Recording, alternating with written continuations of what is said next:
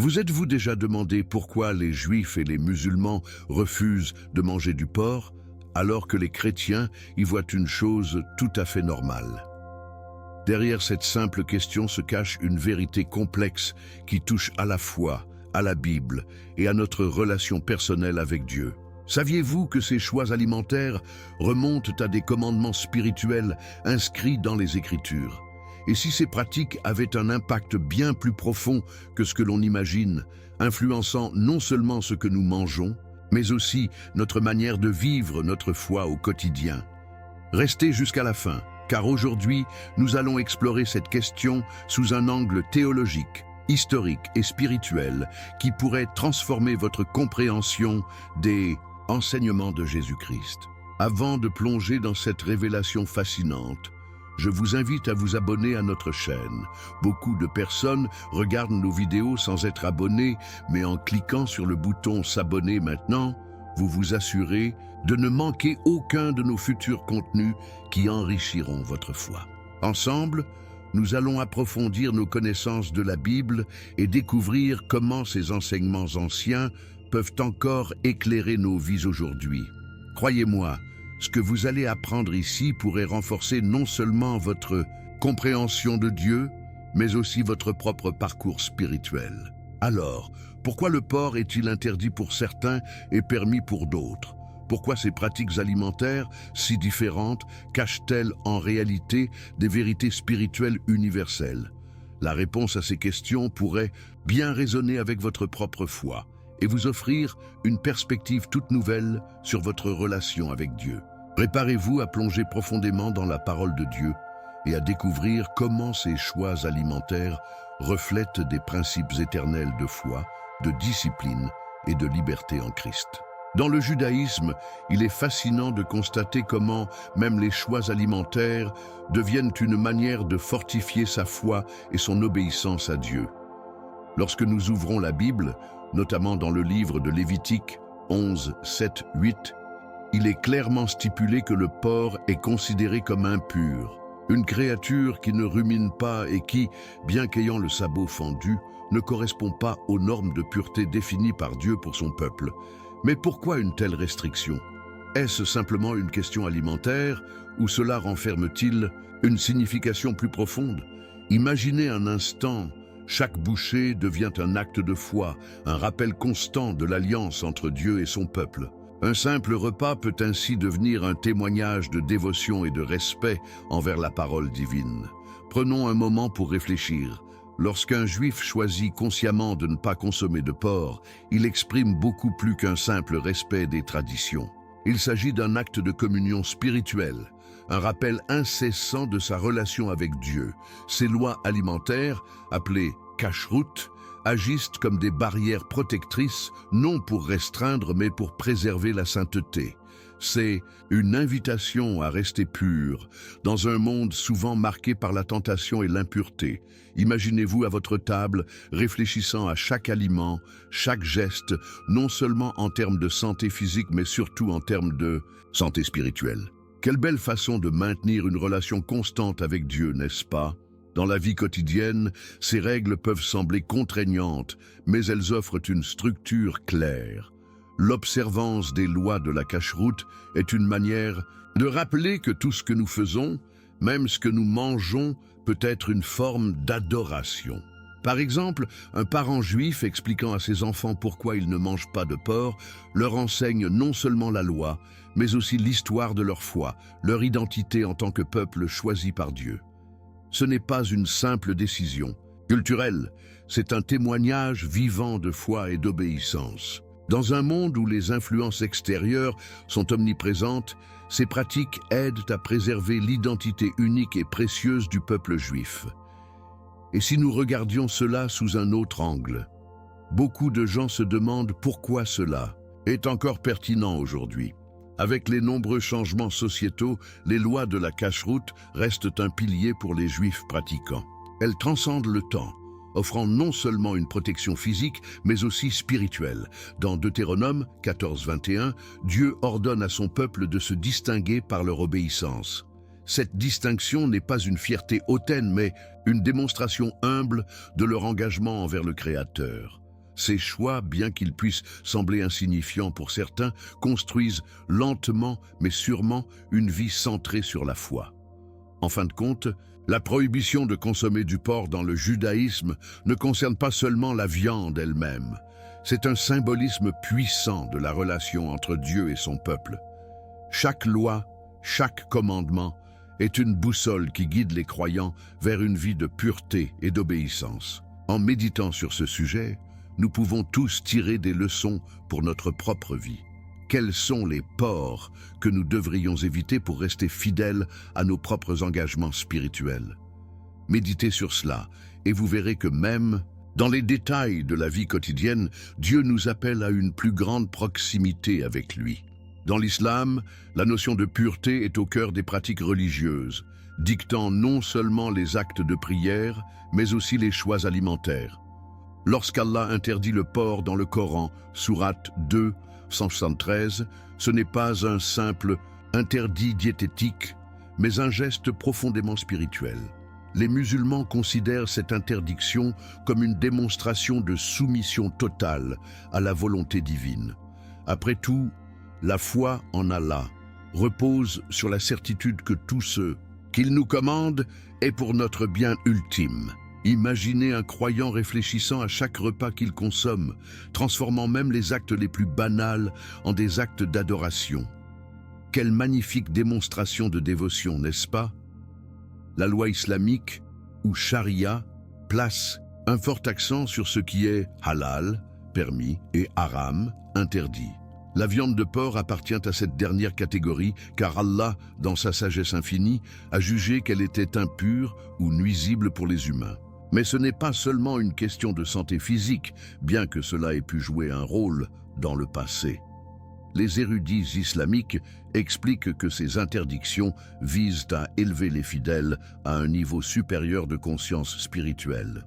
Par exemple, imaginez une mère musulmane enseignant à ses enfants pourquoi ils ne doivent jamais manger de porc. Elle ne leur parle pas seulement de règles, mais elle les guide vers une vie de discipline et de foi en Allah.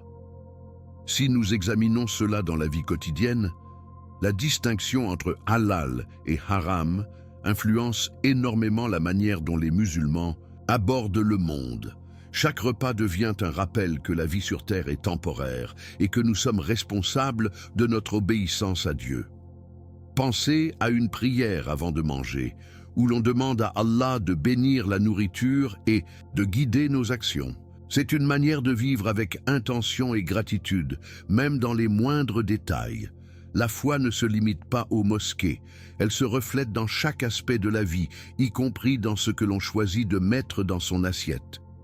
Historiquement parlant, il y a aussi des raisons pratiques derrière cette interdiction. Les conditions sanitaires dans les sociétés anciennes rendaient souvent la viande de porc dangereuse à consommer. Mais au-delà de cela, l'islam met en avant un principe plus élevé, l'obéissance inconditionnelle à Allah, même lorsque la raison derrière un commandement n'est pas immédiatement évidente. Il y a une beauté unique dans cette soumission. Cela nous rappelle que, bien que nous puissions poser des questions, notre foi repose sur la confiance en la sagesse parfaite de notre Créateur. C'est un élément central de la foi islamique. Croire en l'invisible, faire confiance à ce qui dépasse notre compréhension humaine. Finalement, l'interdiction de la viande de porc dans l'islam est bien plus qu'une règle alimentaire. C'est un acte qui reflète la soumission, la pureté et la gratitude envers Allah. Cela transforme chaque repas en une opportunité d'être conscient de sa présence et de son amour. Pour les croyants, c'est un rappel constant que leur vie est dédiée à glorifier Dieu. Alors que l'on explore cette perspective, il serait peut-être sage de se poser cette question. Dans notre propre foi, quelles sont les choses que nous devrions mettre de côté pour mieux honorer Dieu? Pensez-y, car parfois renoncer à quelque chose peut nous rapprocher encore plus de notre Créateur. Dans le christianisme, la question de la pureté alimentaire prend une tournure profondément différente. Les enseignements de Jésus, notamment dans l'évangile de Marc 7, 18, 19, redéfinissent la pureté non pas comme une règle extérieure, mais comme une question de cœur et de foi. Lorsqu'il déclare Ce n'est pas ce qui entre dans l'homme qui le rend impur, mais ce qui sort de son cœur. Jésus appelle ses disciples à aller au-delà des règles physiques et à embrasser une compréhension spirituelle de leur relation avec Dieu. Imaginez la liberté que cela implique, ne plus être lié par des restrictions alimentaires, mais chercher à cultiver un cœur pur devant Dieu. Cela ne signifie pas l'absence de discipline, mais une réorientation totale vers l'essentiel. L'apôtre Pierre, dans Actes 10, 13, 15, a également reçu une vision bouleversante où une voix divine lui dit « Ce que Dieu a déclaré pur, ne le considère pas comme impur ». Cette révélation marque un tournant décisif dans la foi chrétienne. Elle symbolise l'inclusion des gentils dans le plan de salut de Dieu, mais aussi une libération des lois alimentaires strictes de l'Ancien Testament. Ainsi, pour les chrétiens, manger ou ne pas manger certains aliments n'est plus une question de sainteté. Imaginez un dîner où chacun, qu'il soit juif, grec ou romain, partage un repas sans barrière. Cette image illustre la mission universelle du christianisme, briser les murs et rassembler tous les peuples sous la grâce de Jésus-Christ. La liberté chrétienne ne signifie toutefois pas l'absence de responsabilité. Dans Romains 14, 17, Paul rappelle que « le royaume de Dieu ne consiste pas à manger et à boire, mais à la justice, à la paix et à la joie par le Saint-Esprit ». Cette déclaration nous invite à réévaluer nos priorités. Ce que nous mangeons est secondaire par rapport à ce que nous portons dans notre âme. Pourtant, cela ne signifie pas que tout est permis sans réflexion. L'amour envers Dieu et envers nos frères doit guider nos actions. Par exemple, un chrétien pourrait choisir de s'abstenir de manger du porc ou d'autres aliments si cela risque de troubler ou de blesser un autre croyant. Cette sensibilité reflète l'enseignement de Jésus sur l'amour du prochain. Dans la vie quotidienne, cette vision de la pureté spirituelle offre une perspective libératrice. Tout acte peut devenir un acte d'adoration s'il est fait avec un cœur sincère et une foi profonde.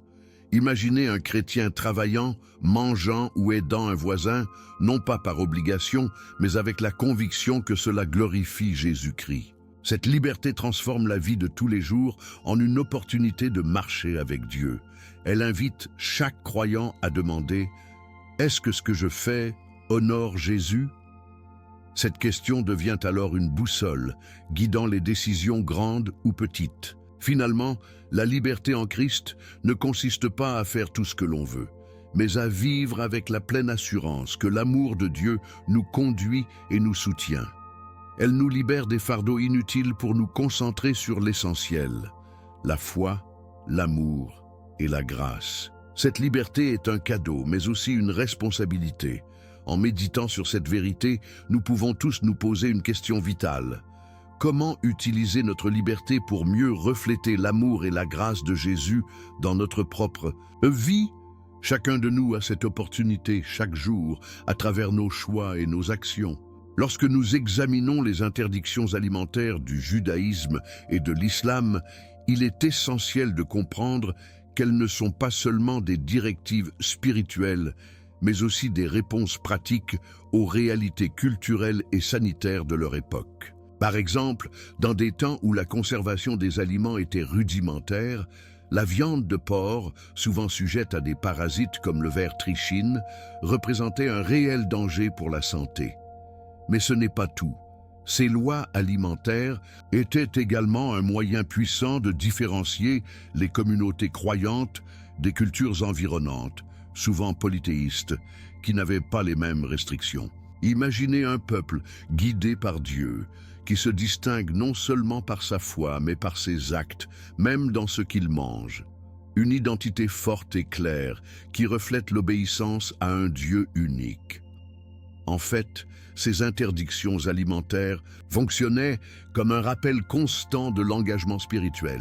Lorsque les Hébreux refusaient de manger certains aliments, ils affirmaient par leur acte qu'ils appartenaient exclusivement à Dieu. Cela trouve également un écho dans le Coran, où les musulmans sont appelés à éviter le porc pour démontrer leur soumission totale à Allah.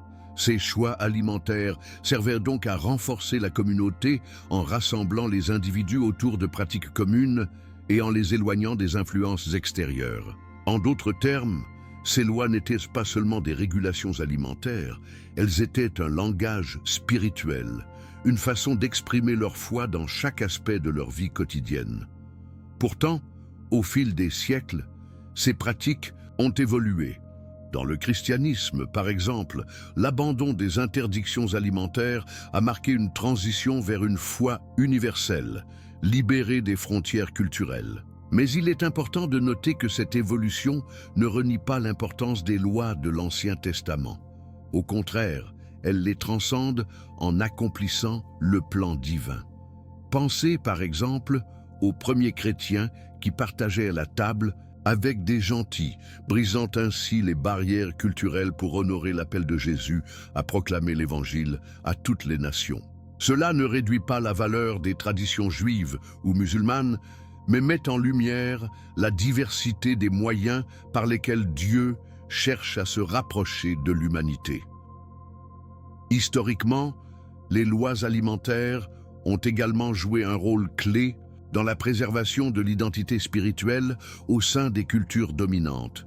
Les Juifs de la diaspora, par exemple, utilisaient la cacheroute comme un moyen de résister à l'assimilation. Les musulmans, dans les régions où l'islam était minoritaire, renforçaient leur sens de la communauté en respectant les règles du halal. Ces pratiques étaient bien plus que des règles sanitaires ou des coutumes, elles étaient des piliers de foi, des murs invisibles mais puissants qui protégeaient les croyants des influences extérieures et leur rappelaient constamment leur engagement envers Dieu. Quelle source de résilience impressionnante! Finalement, que nous soyons juifs, musulmans ou chrétiens, ces lois alimentaires nous rappellent une vérité universelle. La foi est incarnée dans nos actions. Ce que nous mangeons ou ne mangeons pas peut être une déclaration puissante de notre identité spirituelle, mais aussi un moyen de glorifier Dieu dans les détails de notre vie quotidienne. Alors, même si les pratiques diffèrent, elles témoignent toutes d'un profond désir de se rapprocher de Dieu et de vivre en accord avec ses commandements. En méditant sur cette richesse de significations historiques et culturelles, nous sommes invités à nous demander comment nos propres pratiques reflètent-elles notre foi et surtout, comment pouvons-nous utiliser ces pratiques pour nous rapprocher encore plus de notre Créateur. Quand on plonge dans les pratiques alimentaires des trois grandes religions monothéistes, on découvre des dimensions théologiques profondes qui dépassent de loin les simples interdictions ou permissions alimentaires. Dans le judaïsme, par exemple, la consommation d'aliments purs et l'abstention de ceux qui sont impurs symbolisent l'obéissance absolue à Dieu. Ces lois, énoncées dans la Torah, sont vues comme des expressions tangibles de la sainteté, un rappel constant que le peuple juif a été choisi et sanctifié par Dieu pour être un exemple aux nations.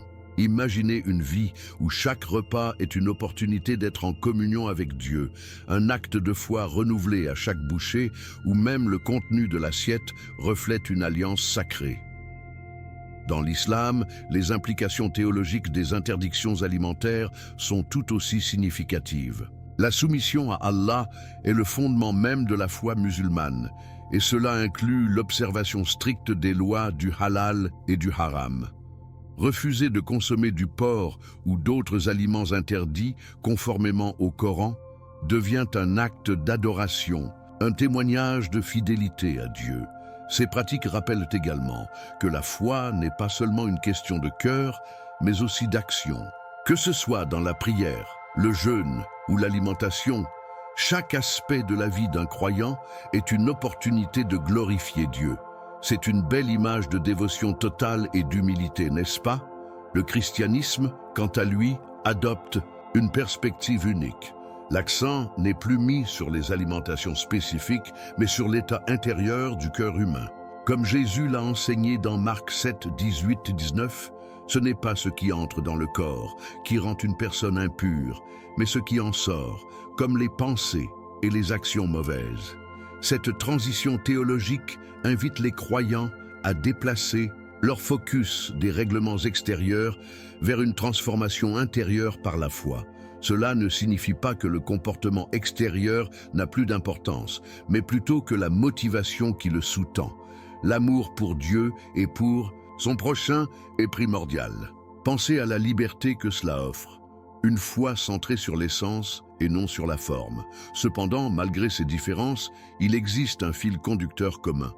La glorification de Dieu à travers des actes de foi, qu'ils soient alimentaires ou non.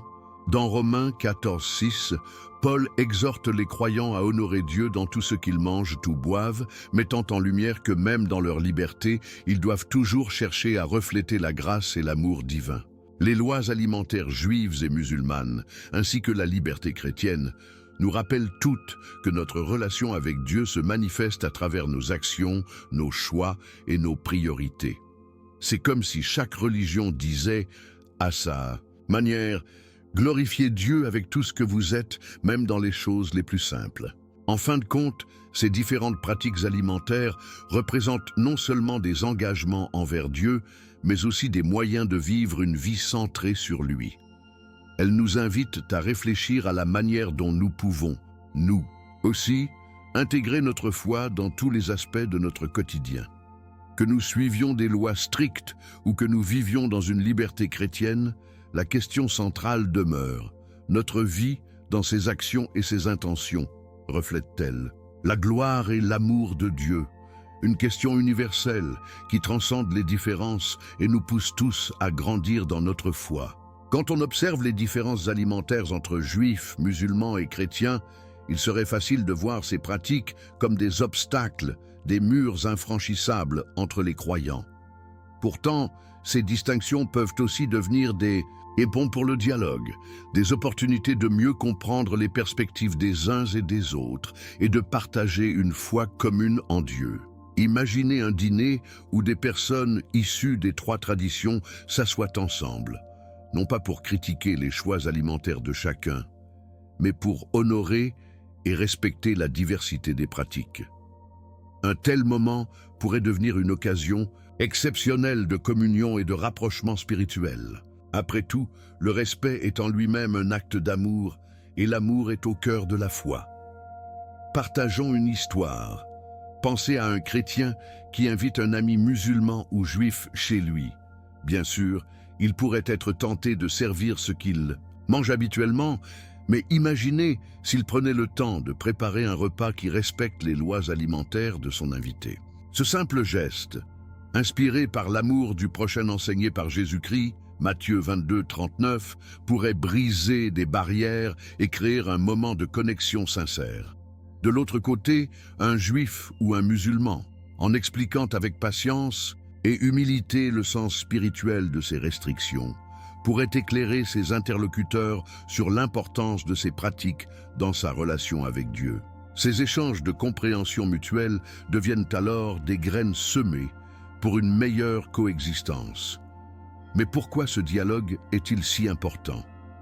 Dans un monde souvent divisé par des malentendus culturels et religieux, apprendre à respecter et à célébrer les différences peut être un témoignage puissant de la foi en action. Jésus a prié pour que ses disciples soient un, Jean 17:21, et bien que cela s'applique principalement aux chrétiens, le principe de l'unité dans l'amour peut également s'étendre à nos relations avec ceux qui partagent des croyances différentes. Le prophète Ésaïe, dans l'Ancien Testament, Ésaïe 2:4, parle d'un temps où toutes les nations viendront ensemble pour chercher Dieu. Cet espoir d'unité peut inspirer chaque croyant à voir ces différences non comme des divisions, mais comme des opportunités de glorifier Dieu à travers une attitude d'écoute et de respect. Cependant, ce dialogue interreligieux demande quelque chose de fondamental, l'humilité. Reconnaître que nous ne savons pas tout, que nos pratiques, bien qu'importantes à nos yeux, ne sont pas la seule façon de servir Dieu.